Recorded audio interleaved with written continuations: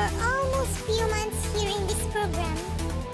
So, Kit, any message before I leave? So ayan no, maraming salamat sa ilang buwan na pamamalagi mo dito sa Santiago Umaga. At sana naman ay ipagpapatuloy mo pa rin ang iyong trabaho bilang journalist. At sana naman ay magtagal kayo ng relasyon ni Yamato. Tago bilang magkasawa.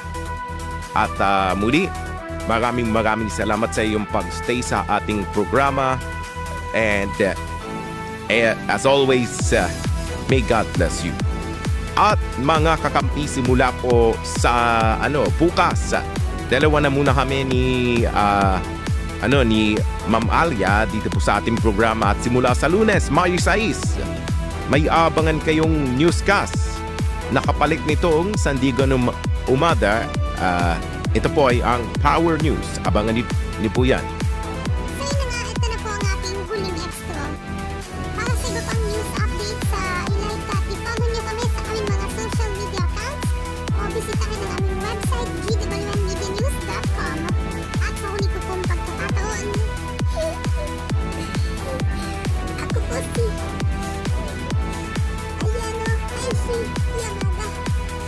Sumayin niyo ang 30 minutong siksik sa may init na balita sa Sandigan Umaga. Ang mapalas na pagtingin sa mga issue ng ating lipunan. Ako po, si Kip Tahuk. Marami pong salamat sa pagsubaybay itong GWN Media News.